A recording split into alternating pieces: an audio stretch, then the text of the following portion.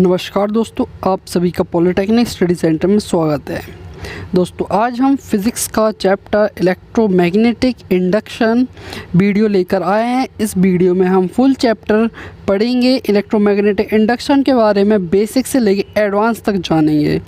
और दोस्तों ये इंग्लिश मीडियम के स्टूडेंट्स के लिए ये वीडियो बनाई जा रही है, और अगर आप एक इंग्लिश मीडियम के स्टूडेंट हैं तो ज़रूर जुड़ें हमारे साथ। और दोस्तों पूरी वीडियो ज़रूर देखिएगा, आपको अंत तक ये इलेक्ट्रोमैग्नेटिक इंडक्शन पता चल जाएगा आपको क्या है, इसमें से कौन सा टॉपिक है इम्पॉर्टेंट और कौन सा नहीं उतना इम्पॉर्टेंट। तो सबसे पहले आता है chapter at a glance. Chapter at a glance में बताया जाता है कि हमें इस वीडियो में, इस चैप्टर में किन टॉपिक्स पे ज़्यादा गौर करना है। तो पहला है हमारा मैग्नेटिक फ्लक्स पे हम गौर करेंगे, इलेक्ट्रोमैग्नेटिक इंडक्शन के बारे में जानेंगे, induce EMF in a conductor rod in different situations के बारे में जानेंगे, alternating current and direct current के बारे में, transformer, electric generator, galvanometer as current and voltage measure. तो दोस्तों ये हैं कुछ हमारे 7 पॉइंट जिन्हें आज हम कवर करेंगे।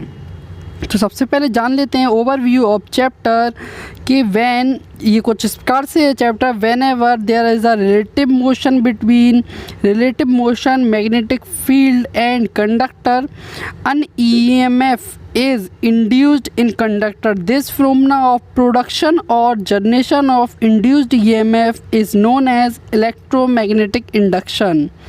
मतलब दोस्तों ये कुछ इस प्रकार से कह रहा है कि अगर रिलेटिव मोशन में अगर मैग्नेटिक फील्ड चेंज हो या फिर कंडक्टर अपने पोजीशन से हटे, तो दोस्तों इस केस में हमारा एक EMF for electromotive force is induced in a conductor. ये एक हमारे करंट की तरह रहता है जो कंडक्टर में आ जाता है जब हमारी मैग्नेटिक फील्ड या कंडक्टर में से कोई एक अपनी पोजीशन चेंज करता है।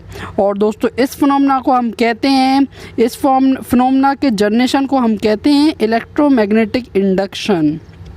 तो दोस्तों ये था ओवरव्यू ऑफ चैप्टर।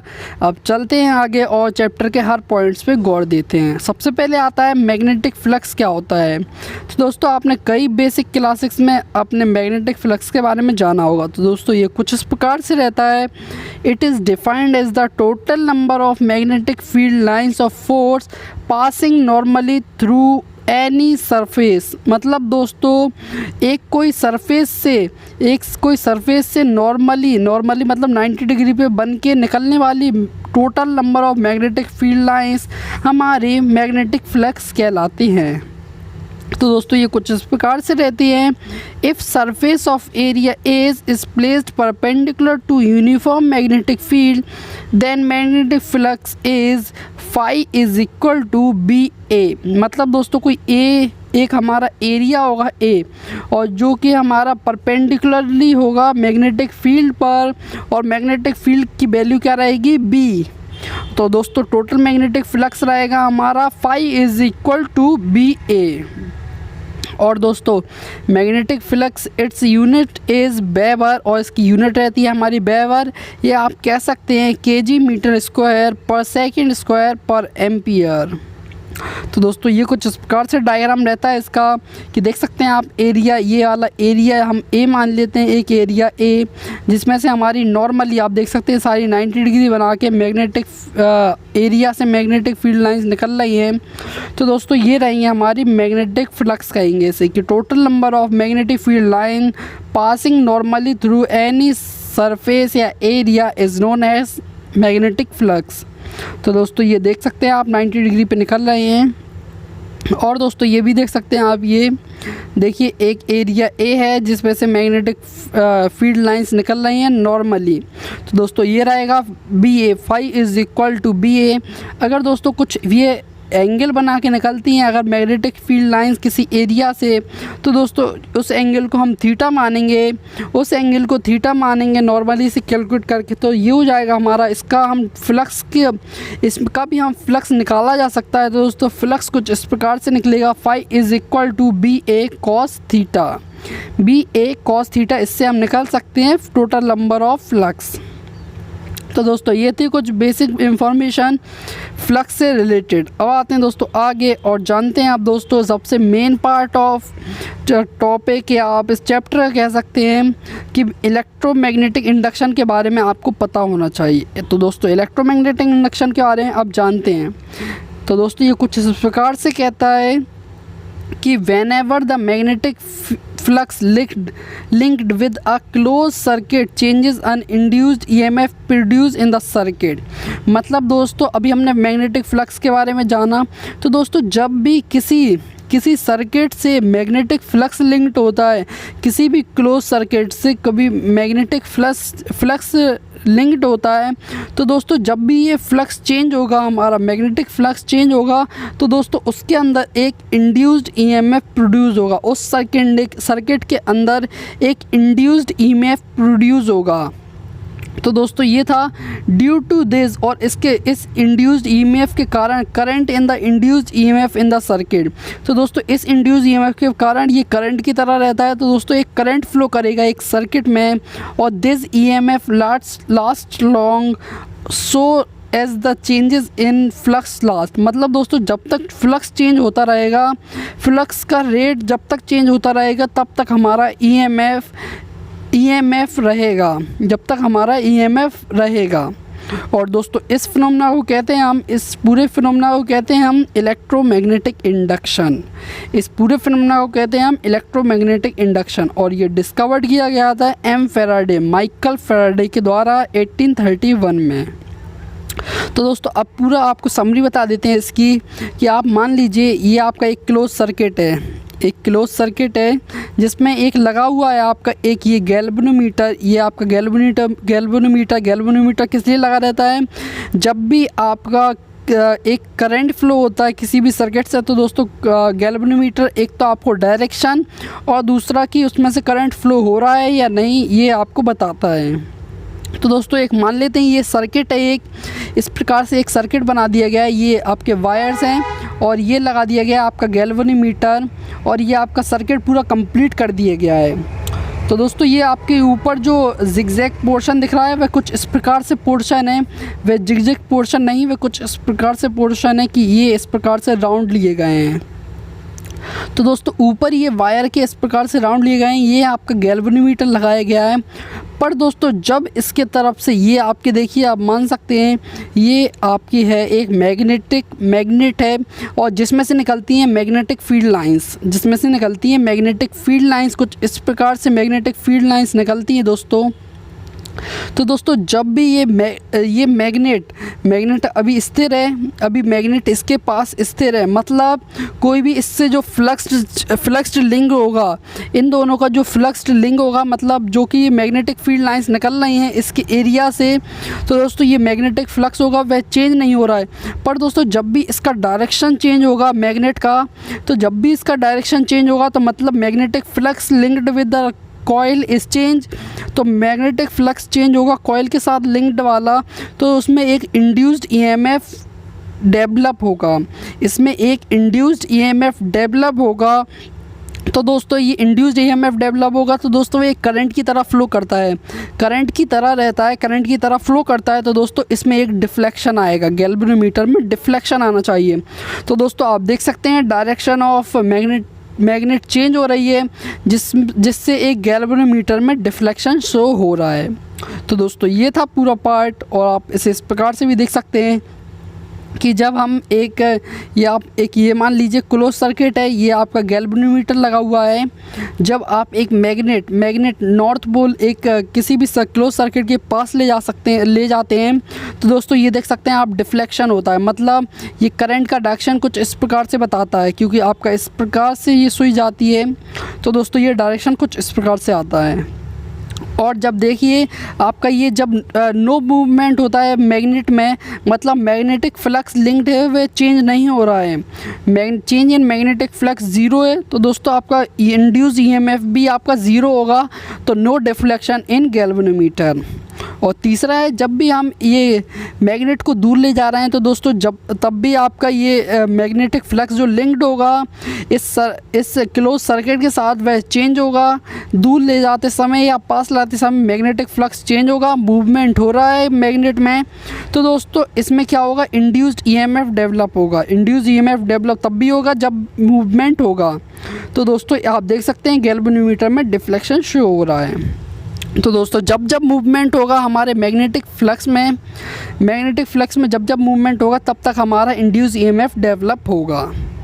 अब आते हैं दोस्तों आगे। तो दोस्तों अब बताते हैं Faraday laws of electromagnetic induction. Faraday ने कुछ लॉज दिए थे इलेक्ट्रोमैग्नेटिक इंडक्शन से रिलेटेड। तो फर्स्ट लॉ हमारा कुछ इस प्रकार से जो हमने ऊपर पढ़ा, whenever the magnetic flux linked with a closed circuit changes an induced EMF produced in the circuit। मतलब दोस्तों जब मैग्नेटिक फ्लक्स किसी भी क्लोज सर्किट से चेंज होगा, जब भी क्लोज सर्किट से कोई मैग्नेटिक फ्लक्स लिंक्ड होगा और मैग्नेटिक फ्लक्स चेंज होगा तो दोस्तों उसमें एक इंड्यूस्ड ईएमएफ प्रोड्यूस होगा। तो दोस्तों ये तो हम ऊपर ही देख चुके हैं किस प्रकार से होता है लिंक्ड और चेंज हमारा मैग्नेटिक फ्लक्स, और उसमें होता है इंड्यूस्ड ईएमएफ। अब सेकंड लॉ है हमारा, induced EMF is equal to the negative rate of change of magnetic flux. जो इंड्यूस ईएमएफ डेवलप होगा हमारे जो सर्किट में तो दोस्तों वह होगा हमारे बराबर negative of change of magnetic flux से। मतलब मैग्नेटिक फ्लक्स रहता है हमारा 5, तो नेगेटिव मतलब minus d∅/dt rate of change of magnetic flux. तो d∅/dt या डेल्टा टी कह सकते हैं आप इसे, रेट ऑफ टाइम के साथ चेंज होने को हम मैग्नेटिक फ्लक्स में कहेंगे।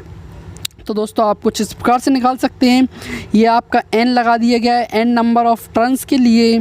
तो दोस्तों ये रहता है आपका E इंड्यूस्ड ईएमएफ, आप इस प्रकार से कैलकुलेट कर सकते हैं। अब आते हैं दोस्तों आगे और जानते हैं। अब आए थे एक और साइंटिस्ट लेंज, जिन्होंने बताया था लेंज लॉ। तो दोस्तों ये कुछ इस प्रकार से है, ये भी इंड्यूस ईएमएफ के बारे में कुछ महत्वपूर्ण जानकारी देता है। तो दोस्तों ये कुछ इस प्रकार से है, the direction of induce EMF, जो डायरेक्शन रहेगी induce EMF such as oppose to the change that cause it. मतलब दोस्तों ये हमेशा अपोज करेगी जो चेंज इसे चेंज करना चाहता है, ये हमेशा अपोज करेगी अपने कॉज को। तो Lenz law is one of the law of conservation of energy. ये law of conservation of energy को डोनेटेड है। और if the north pole of a bar magnet approaches towards the coil then the direction of induced current in coil will be anti clockwise to form north pole so that it may oppose the approaching of north pole। मतलब दोस्तों जब भी एक bar magnet जिसका north pole तो south pole इस प्रकार से रहेंगे, किसी एक क्लोज सर्किट, एक ये आप क्लोज सर्किट मान लीजिए, ये क्लोज सर्किट है, इसमें से जब भी इसके पास आएगा ये, तो दोस्तों ये जब भी पास आएगा तो दोस्तों करंट है वो कुछ इस प्रकार से फ़्लो होगा।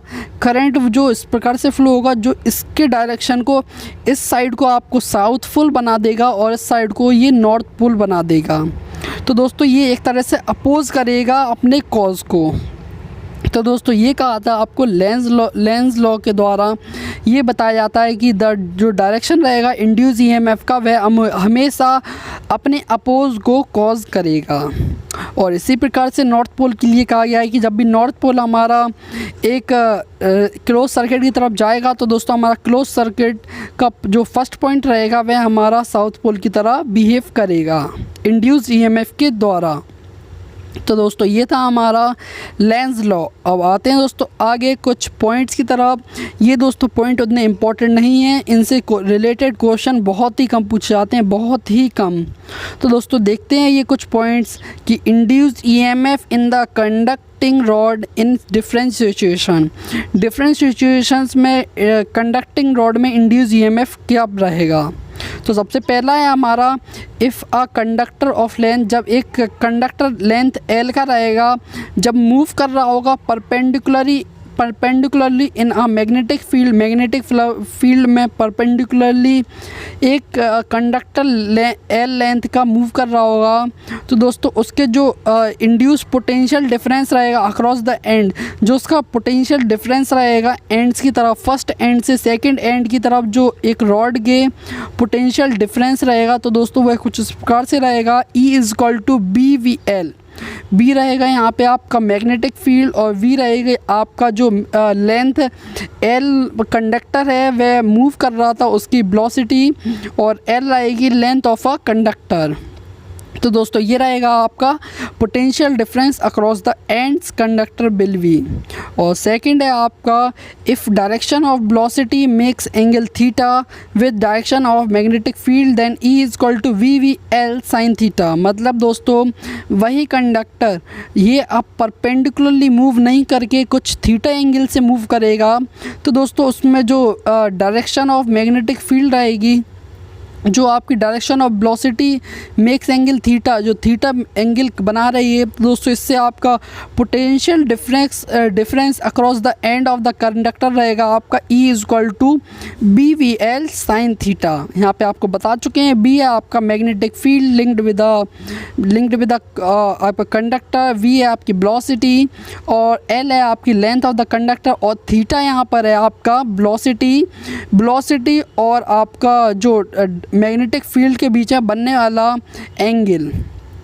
अब आते हैं सी पॉइंट कुछ इस प्रकार से है, EMF induce in a rod of length L moving in a uniform magnetic field. जब आपका एक रॉड एक लेंथ एल रहे एक रॉड की, और वह मूव कर रहा होगा एक यूनिफॉर्म मैग्नेटिक फील्ड में, यूनिफॉर्म मैग्नेटिक फील्ड में जब मूव कर रहा होगा, तो दोस्तों उसकी जो इंड्यूस EMF रहेगा वह रहेगा हमारा E is equal to B omega L square by 2।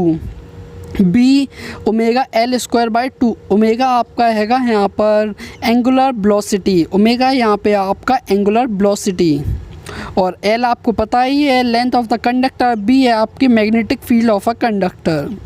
अब आते हैं दोस्तों डी पे, EMF induced between centre and rim of disc rotating in uniform magnetic field will be. तो दोस्तों ये बता रहा है एक कोई डिस्क, इस प्रकार से एक डिस्क हैगी, एक डिस्क रहती है जैसे कि आपने CD की डिस्क देखी होगी, इस प्रकार की डिस्क में जब ये आपकी एक यूनिफॉर्म मैग्नेटिक फील्ड में रोटेट कर रही होंगी, तो दोस्तों इनका जो इंड्यूस्ड EMF डेवलप होगा सेंटर और लास्ट पॉइंट में, तो दोस्तों ये कुछ इस प्रकार से रहेगा, E is equal to B omega R square by 2। यहाँ पे दोस्तों B है आपका मैग्नेटिक फील्ड, ओमेगा है एंगुलर वेलोसिटी जिससे वह मूव कर रही है डिस्क, और R है आपका रेडियस ऑफ डिस्क, और डिवाइड बाय 2। तो दोस्तों ये रहेगा आपका induce EMF in a disc.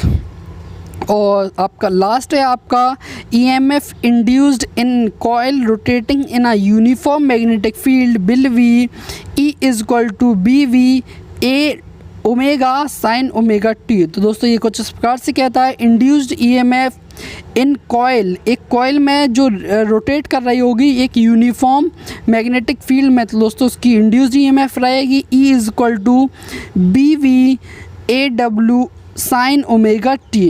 तो दोस्तों ये रहेगी magnetic field with linked with एक कॉइल। तो दोस्तों ये इतने इम्पोर्टेंट नहीं हैं, आप इन्हें स्किप कर सकते हैं क्योंकि इनसे रिलेटेड क्वेश्चन बहुत ही कम पूछे जाते हैं, बहुत ही कम चांसेस रहते हैं। तो दोस्तों अब आते हैं आगे और जानते हैं आप दोस्तों alternating current and direct current के बारे में। Any unelectric current that reverses its direction many times a second at regular interval of time is called alternating current। मतलब दोस्तों while unidirection flow of current is called direct current।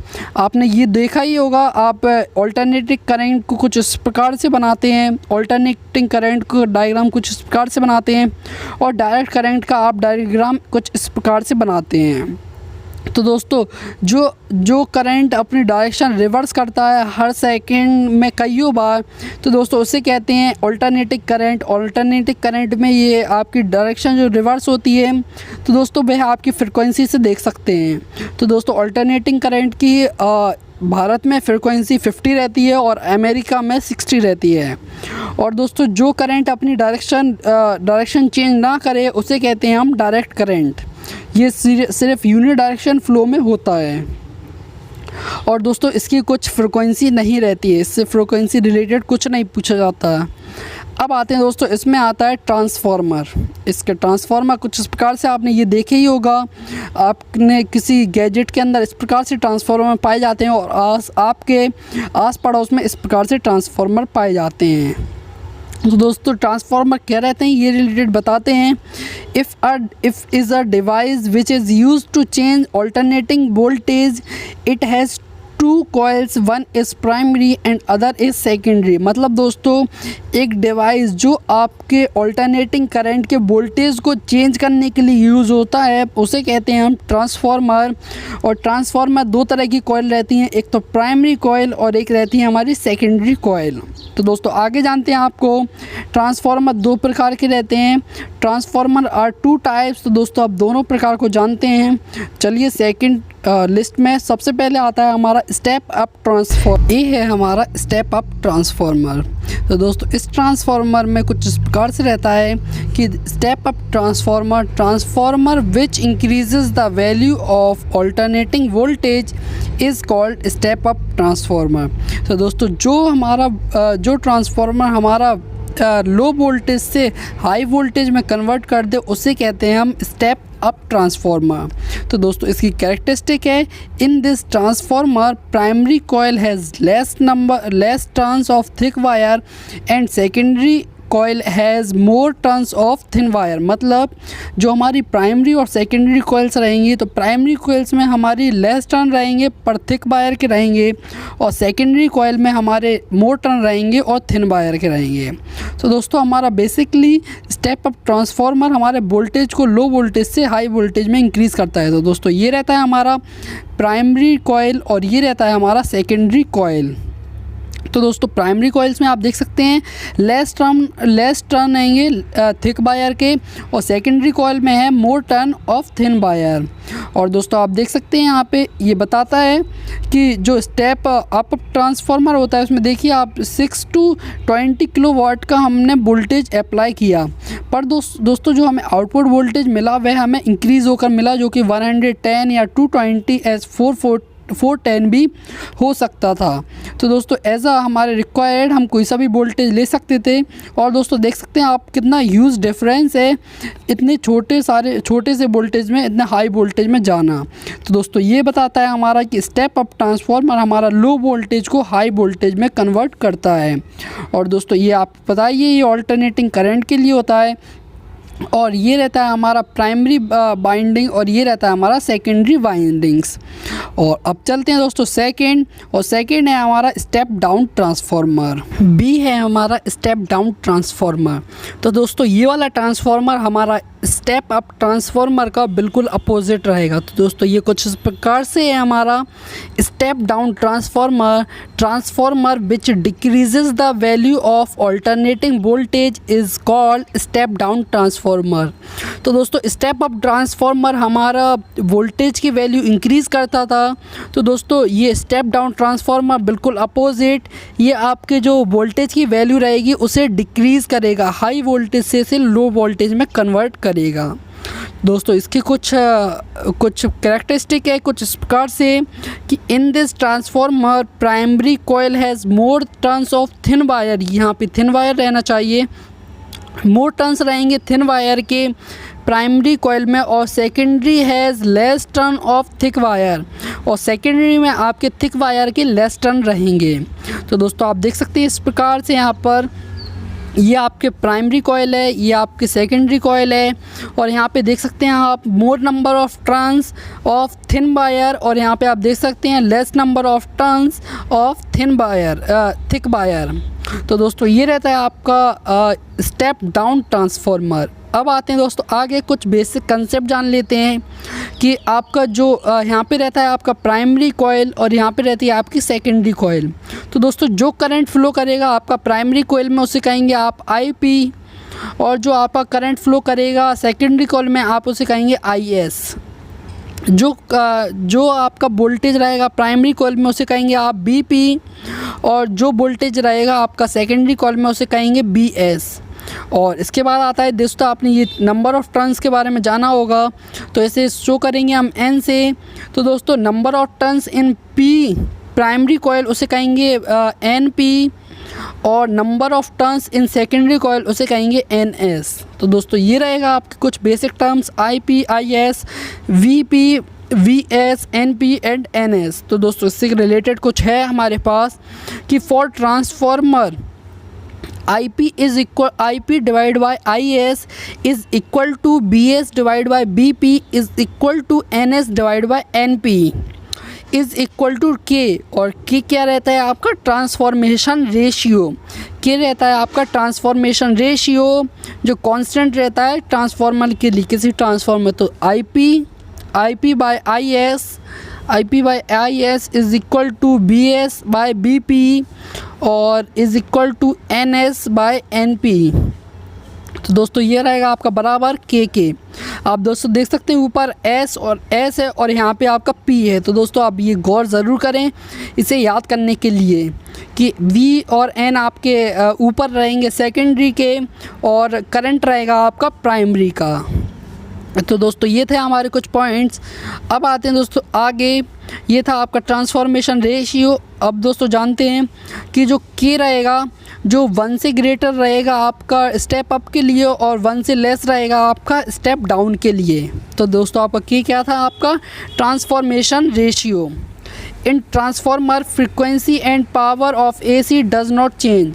और जो आपके किसी भी स्टेप डाउन या step up transformer से आपकी AC जो पावर रहती है उसकी फ्रीक्वेंसी और पावर उसकी चेंज नहीं होती है सिर्फ चेंज आपका वोल्टेज। और दोस्तों अब आता है आपका इम्पॉर्टेंट, ये आपसे पूछा जाता है इससे related question, ratio of output power to input power is known as efficiency of transformer.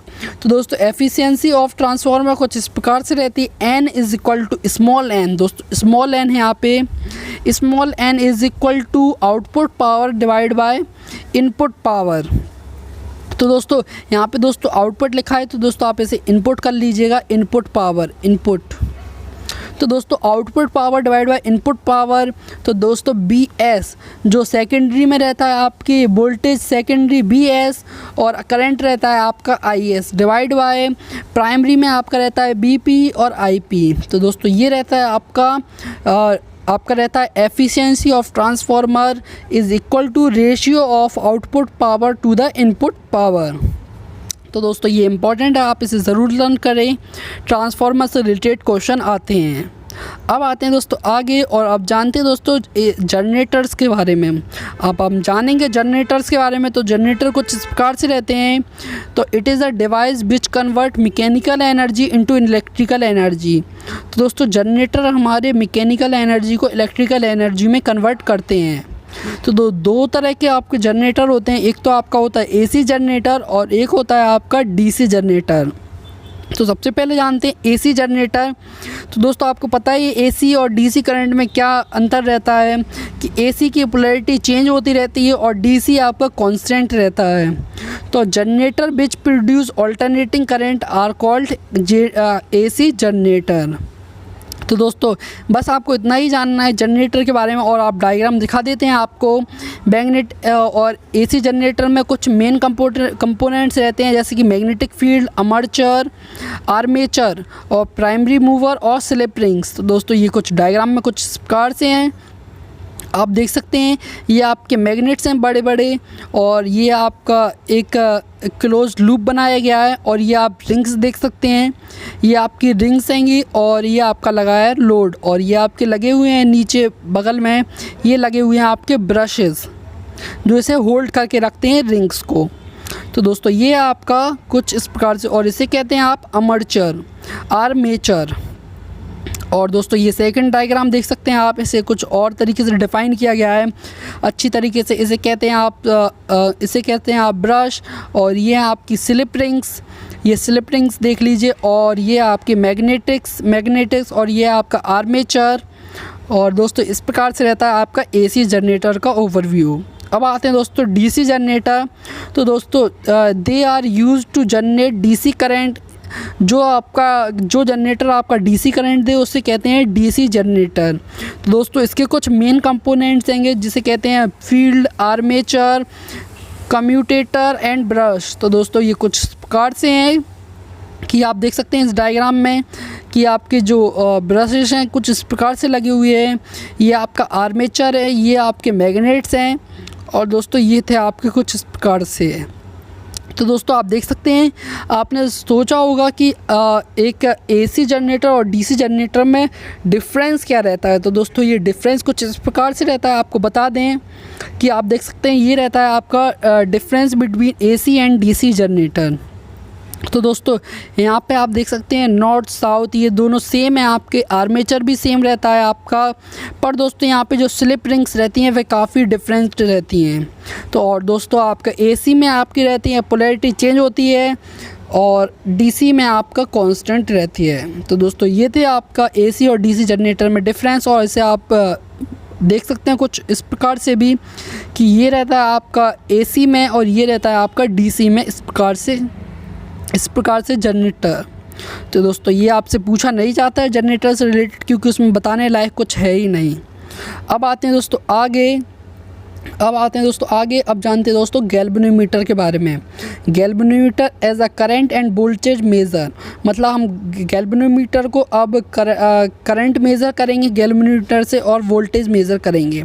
तो दोस्तों ये कुछ प्रकार से है कि गैल्वेनोमीटर हमारा रहता है, ये कुछ मिनिमम करंट को डायरेक्शन और करंट को मेज़र करने के लिए रहता है, डिफ्लेक्शन के लिए, बेसिकली करंट के डिफ्लेक्शन के लिए रहता है और डायरेक्शन ऑफ डिफ्लेक्शन के लिए रहता है। पर दोस्तों अब हम गैल्वेनोमीटर को कन्वर्ट करेंगे एज अ एमीटर और वोल्ट मीटर में कन्वर्ट करेंगे। तो दोस्तों इससे पहले आपने इलेक्ट्रिक करंट के चैप्टर में हमने बताया था, इसे कन्वर्जन फुल वीडियो बनाई गई थी उसके ऊपर, तो ज़रूर देखें आप इलेक्ट्रिक करंट रिलेटेड, और इसमें भी हम दोबारा से बता देते हैं। तो दोस्तों कन्वर्जन करेंगे हम गैल्वेनोमीटर का एक एमीटर में। तो दोस्तों आपको पता है गैल्वेनोमीटर हमारा करंट डिफ्लेक्शन के लिए मेज़र करने के लिए होता है, और करंट डिफ्लेक्शन की डायरेक्शन को मेज़र करने के लिए।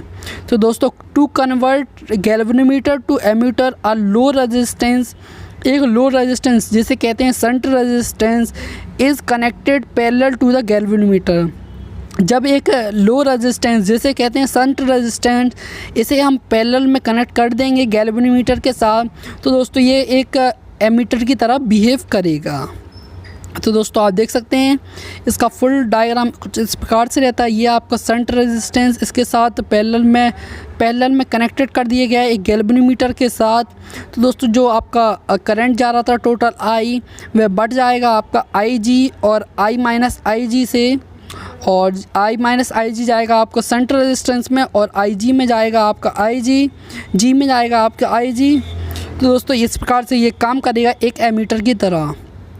तो दोस्तों इसका फॉर्मूला रहता है I G is equal to S divide by S plus G into I. यहाँ पे आपका एस क्या है, शंट रेजिस्टेंस, और जी है आपका गैल्वेनोमीटर। तो दोस्तों ये रहता है conversion of galvanometer into ammeter. जब दोस्तों आप इसे सॉल्व करेंगे तो कुछ प्रकार से आएगा आई जी एस प्लस इसे कुछ प्रकार से लिखा जा सकता है कि आई G S plus I G और G capital G is equal to S I, और दोस्तों इसे लिख सकते हैं I G is equal to S I minus I G. तो दोस्तों ये कुछ इस प्रकार से आ जाता है। तो दोस्तों आप देख सकते हैं कितना सिंपल तरीके से बनाया जा सकता है। तो दोस्तों ये था आप conversion of galvanometer into ammeter. अब आते हैं दोस्तों next, conversion of galvanometer into voltmeter. तो दोस्तों conversion of galvanometer into voltmeter कुछ इस प्रकार से किया जा सकता है कि galvanometer can be converted into voltmeter by connecting it very high resistance in series.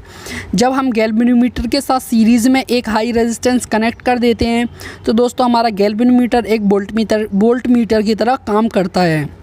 और दोस्तों इसका IG बराबर रहता है V is equal to IG बराबर V divide by R plus G। यहाँ पे R है आपका हाई रेजिस्टेंस और कुछ डायग्राम इस प्रकार से रहता है वोल्ट और रेजिस्टेंस। तो दोस्तों आप देख सकते हैं ये था conversion of galvanometer into voltmeter. दोस्तों यहाँ पे भी एक करेक्शन होना है, ये लो वोल्ट रेजिस्टेंस नहीं, यहाँ पे ये हाई रेजिस्टेंस होना चाहिए। तो दोस्तों ये था आपका conversion of galvanometer into voltmeter. तो दोस्तों यहीं पे आपकी वीडियो ख़त्म होती है और पूरा चैप्टर कवर होता है। उम्मीद है आपको वीडियो पसंद आई होगी। और आपको लास्ट टाइम बता दें, इसमें आपको ट्रांसफार्मर से रिलेटेड क्वेश्चन आते हैं, ट्रांसफार्मर से रिलेटेड आते हैं, आपके फैराडे लॉ से रिलेटेड कुछ एक आध क्वेश्चन आ जाता है, बेसिक कंसेप्ट पूछ लिया जाता है, इलेक्ट्रोमैग्नेटिक इंडक्शन से भी आ जाता है और आपका मैग्नेटिक फ्लक्स से भी क्वेश्चन आ जाता है। पर दोस्तों आपका जनरेटर से रिलेटेड मिनिमम क्वेश्चन ही आते हैं। और दोस्तों जो आपको कंसेप्ट बताया गया था कि आपका induce EMF in conducting rod in different situation, तो दोस्तों ये बहुत ही कम पूछा जाता है। तो दोस्तों आप इसे स्किप भी करा जा सकता है या आप इसे के फॉर्मूले लर्न कर ले तो इतना ही काफ़ी रहेगा। तो धन्यवाद दोस्तों पूरी वीडियो देखने के लिए। उम्मीद है आपको वीडियो पसंद आई होगी। ये काफ़ी मेहनत से वीडियो बनाई जाती है और वीडियो पसंद आई हो तो लाइक करें और चैनल पे नए हैं आप तो सब्सक्राइब करना ना भूलें। और पूरी वीडियो देखने के लिए फिर से दोस्तों धन्यवाद दोस्तों। जय हिंद, जय भारत।